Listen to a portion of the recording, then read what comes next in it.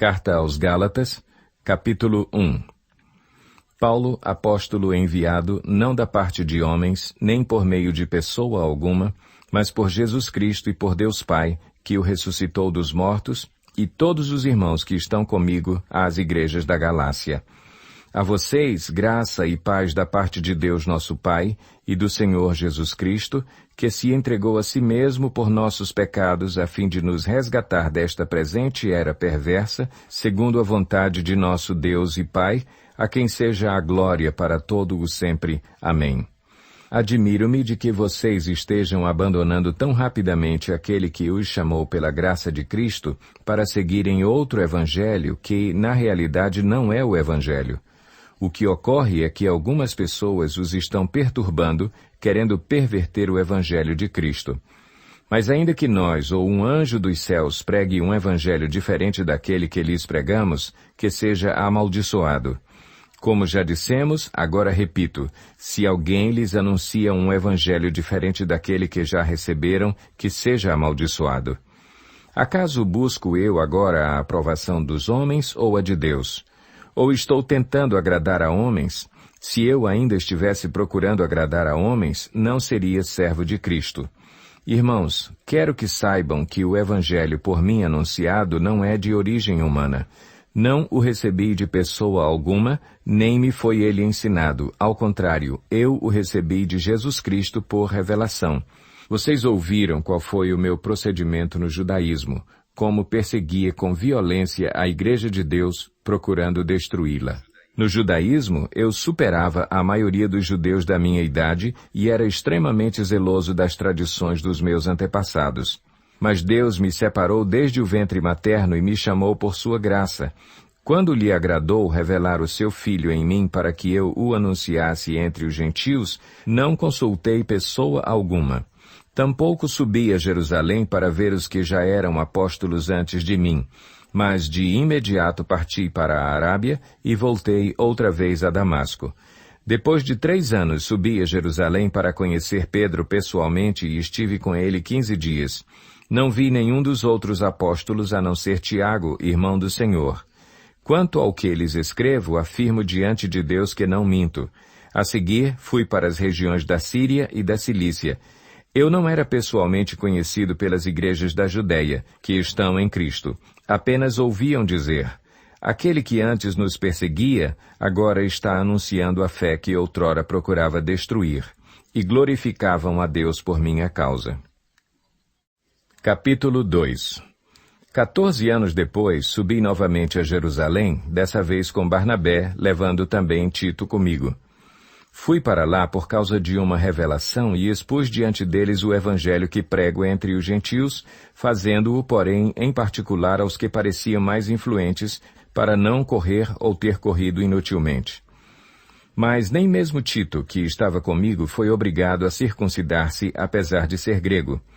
Essa questão foi levantada porque alguns falsos irmãos infiltraram-se em nosso meio para espionar a liberdade que temos em Cristo Jesus e nos reduzir à escravidão.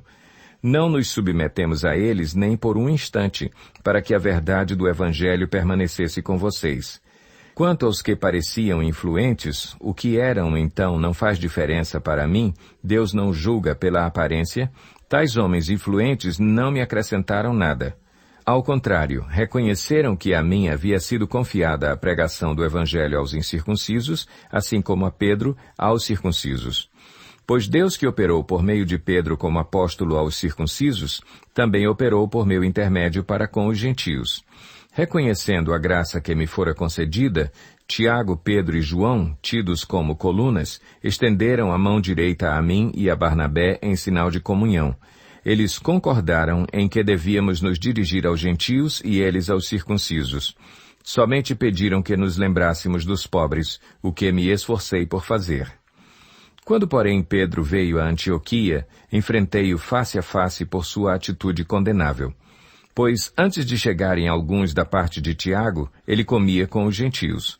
Quando, porém, eles chegaram, afastou-se e separou-se dos gentios, temendo os que eram da circuncisão. Os demais judeus também se uniram a ele nessa hipocrisia, de modo que até Barnabé se deixou levar. Quando vi que não estavam andando de acordo com a verdade do Evangelho, declarei a Pedro, diante de todos: Você é judeu, mas vive como gentio e não como judeu. Portanto, como pode obrigar gentios a viverem como judeus? Nós, judeus de nascimento e não gentios pecadores, sabemos que ninguém é justificado pela prática da lei, mas mediante a fé em Jesus Cristo. Assim, nós também cremos em Cristo Jesus para sermos justificados pela fé em Cristo e não pela prática da lei, porque pela prática da lei ninguém será justificado. Se, porém, procurando ser justificados em Cristo, descobrimos que nós mesmos somos pecadores, será Cristo então ministro do pecado? De modo algum. Se reconstruo o que destruí, provo que sou transgressor. Pois, por meio da lei, eu morri para a lei, a fim de viver para Deus. Fui crucificado com Cristo. Assim, já não sou eu quem vive, mas Cristo vive em mim. A vida que agora vivo no corpo, vivo-a pela fé no Filho de Deus, que me amou e se entregou por mim.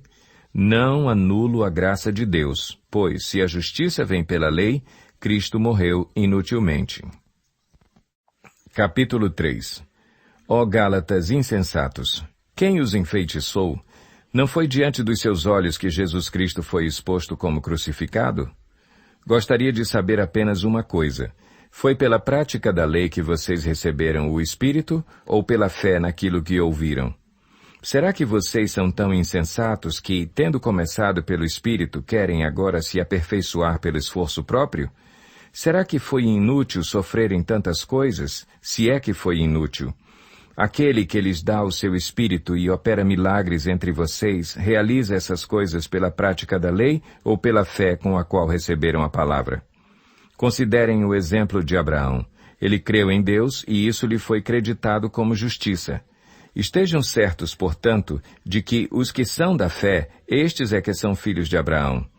Prevendo a Escritura que Deus justificaria os gentios pela fé, anunciou primeiro as boas novas a Abraão. Por meio de você, todas as nações serão abençoadas. Assim, os que são da fé são abençoados junto com Abraão, homem de fé. Já os que se apoiam na prática da lei estão debaixo de maldição, pois está escrito: Maldito todo aquele que não persiste em praticar todas as coisas escritas no livro da lei. É evidente que, diante de Deus, ninguém é justificado pela lei, pois o justo viverá pela fé. A lei não é baseada na fé. Ao contrário, quem praticar estas coisas, por elas viverá. Cristo nos redimiu da maldição da lei quando se tornou maldição em nosso lugar, pois está escrito: Maldito todo aquele que for pendurado num madeiro.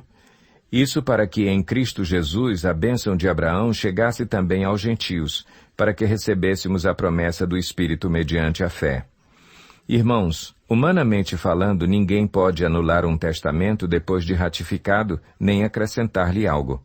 Assim também as promessas foram feitas a Abraão e ao seu descendente. A Escritura não diz e aos seus descendentes, como se falando de muitos, mas ao seu descendente, dando a entender que se trata de um só, isto é, Cristo. Quero dizer isto: a lei que veio 430 anos depois não anula a aliança previamente estabelecida por Deus, de modo que venha a invalidar a promessa. Pois se a herança depende da lei, já não depende de promessa. Deus, porém, concedeu-a gratuitamente a Abraão, mediante promessa. Qual era então o propósito da lei? Foi acrescentada por causa das transgressões, até que viesse o descendente a quem se referia a promessa, e foi promulgada por meio de anjos, pela mão de um mediador. Contudo, o mediador representa mais de um. Deus, porém, é um. Então, a lei opõe-se às promessas de Deus? De maneira nenhuma, pois se tivesse sido dada uma lei que pudesse conceder vida, certamente a justiça viria da lei. Mas a Escritura encerrou tudo debaixo do pecado, a fim de que a promessa que é pela fé em Jesus Cristo fosse dada aos que creem. Antes que viesse essa fé, estávamos sob a custódia da lei, nela encerrados até que a fé que haveria de vir fosse revelada. Assim, a lei foi o nosso tutor até Cristo, para que fôssemos justificados pela fé. Agora, porém, tendo chegado à fé, já não estamos mais sob o controle do tutor. Todos vocês são filhos de Deus mediante a fé em Cristo Jesus, pois os que em Cristo foram batizados, de Cristo se revestiram. Não há judeu nem grego, escravo nem livre, homem nem mulher, pois todos são um em Cristo Jesus. E se vocês são de Cristo, são descendência de Abraão e herdeiros segundo a promessa. Capítulo 4. Digo, porém, que, enquanto o herdeiro é menor de idade, em nada difere de um escravo, embora seja dono de tudo. No entanto, ele está sujeito a guardiães e administradores até o tempo determinado por seu pai. Assim também nós, quando éramos menores, estávamos escravizados aos princípios elementares do mundo. Mas quando chegou a plenitude do tempo, Deus enviou seu Filho, nascido de mulher, nascido debaixo da lei, a fim de redimir os que estavam sob a lei, para que recebêssemos a adoção de filhos.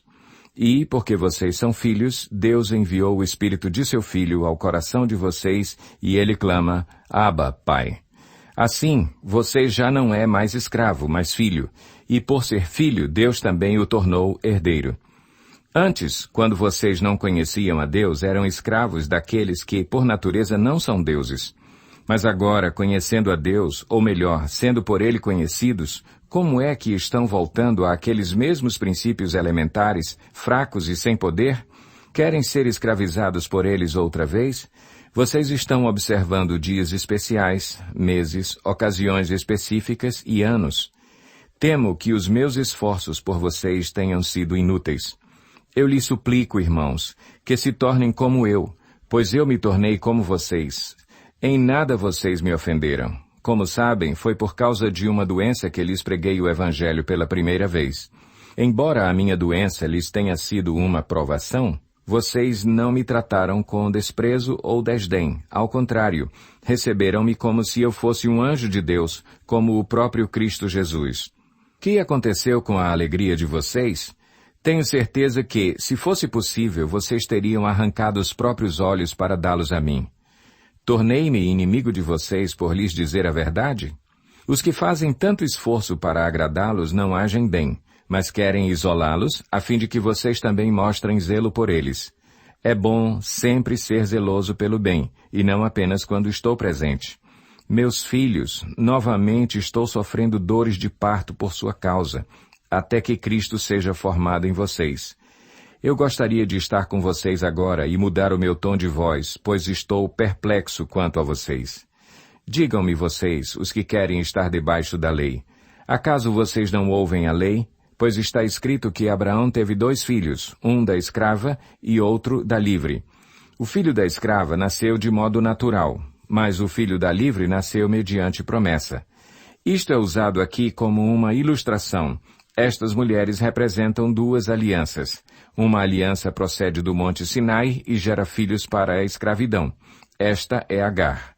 Agar representa o Monte Sinai na Arábia e corresponde à atual cidade de Jerusalém, que está escravizada com os seus filhos. Mas a Jerusalém do Alto é livre e é a nossa mãe, pois está escrito, regozije-se, ó estéril, você que nunca teve um filho. Grite de alegria, você que nunca esteve em trabalho de parto, porque mais são os filhos da mulher abandonada do que os daquela que tem marido.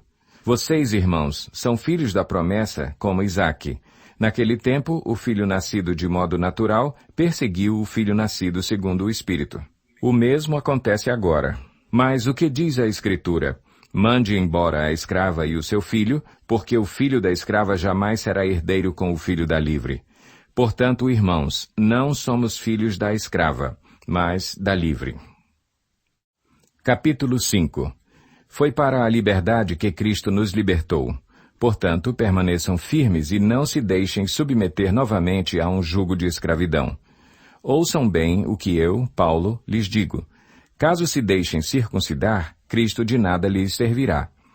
De novo declaro a todo homem que se deixa circuncidar que está obrigado a cumprir toda a lei. Vocês, que procuram ser justificados pela lei, separaram-se de Cristo, caíram da graça. Pois é mediante o Espírito que nós aguardamos pela fé a justiça que é a nossa esperança. Porque em Cristo Jesus nem circuncisão nem incircuncisão tem efeito algum, mas sim a fé que atua pelo amor. Vocês corriam bem. Quem os impediu de continuar obedecendo à verdade? Tal persuasão não provém daquele que os chama. Um pouco de fermento leveda toda a massa. Estou convencido no Senhor de que vocês não pensarão de nenhum outro modo. Aquele que os perturba, seja quem for, sofrerá a condenação. Irmãos, se ainda estou pregando a circuncisão, por que continuo sendo perseguido? Nesse caso, o escândalo da cruz foi removido. Quanto a esses que os perturbam, quem dera que se castrassem. Irmãos, vocês foram chamados para a liberdade, mas não usem a liberdade para dar ocasião à vontade da carne. Ao contrário, sirvam uns aos outros mediante o amor.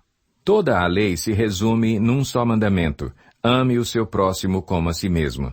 Mas se vocês se mordem e se devoram uns aos outros, cuidado para não se destruírem mutuamente. Por isso digo, vivam pelo Espírito e de modo nenhum satisfarão os desejos da carne. Pois a carne deseja o que é contrário ao Espírito, e o Espírito o que é contrário à carne. Eles estão em conflito um com o outro, de modo que vocês não fazem o que desejam. Mas, se vocês são guiados pelo Espírito, não estão debaixo da lei. Ora, as obras da carne são manifestas: imoralidade sexual, impureza e libertinagem, idolatria e feitiçaria, ódio, discórdia, ciúmes, ira, egoísmo, dissensões, facções e inveja, embriaguez, orgias e coisas semelhantes. Eu os advirto, como antes já os adverti: aqueles que praticam essas coisas não herdarão o reino de Deus. Mas o fruto do Espírito é amor, alegria, paz, paciência, amabilidade, bondade, fidelidade, mansidão e domínio próprio. Contra essas coisas não há lei. Os que pertencem a Cristo Jesus crucificaram a carne com as suas paixões e os seus desejos. Se vivemos pelo Espírito, andemos também pelo Espírito. Não sejamos presunçosos, provocando uns aos outros e tendo inveja uns dos outros. Capítulo 6. Irmãos, se alguém for surpreendido em algum pecado, vocês que são espirituais deverão restaurá-lo com mansidão. Cuide-se, porém, cada um para que também não seja tentado. Levem os fardos pesados uns dos outros e, assim, cumpram a lei de Cristo. Se alguém se considera alguma coisa, não sendo nada, engana-se a si mesmo. Cada um examine os próprios atos e então poderá orgulhar-se de si mesmo sem se comparar com ninguém, pois cada um deverá levar a própria carga. O que está sendo instruído na palavra, partilhe todas as coisas boas com aquele que o instrui. Não se deixem enganar, de Deus não se zomba, pois o que o homem semear, isso também colherá. Quem semeia para a sua carne, da carne colherá destruição, mas quem semeia para o Espírito, do Espírito colherá a vida eterna. E não nos cansemos de fazer o bem, pois no tempo próprio colheremos se não desanimarmos. Portanto, enquanto temos oportunidade, façamos o bem a todos, especialmente aos da família da fé. Vejam com que letras grandes estou lhes escrevendo de próprio punho. Os que desejam causar boa impressão exteriormente, tentando obrigá-los a se circuncidarem, agem desse modo apenas para não serem perseguidos por causa da cruz de Cristo. Nem mesmo os que são circuncidados cumprem a lei. Querem, no entanto, que vocês sejam circuncidados a fim de se gloriarem no corpo de vocês. Quanto a mim, que eu jamais me glorie, a não ser na cruz de nosso Senhor Jesus Cristo, por meio da qual o mundo foi crucificado para mim e eu para o mundo. De nada vale ser circuncidado ou não, o que importa é ser uma nova criação. Paz e misericórdia estejam sobre todos os que andam conforme essa regra e também sobre o Israel de Deus. Sem mais, que ninguém me perturbe, pois trago em meu corpo as marcas de Jesus. Irmãos, que a graça de nosso Senhor Jesus Cristo seja com o espírito de vocês. Amém.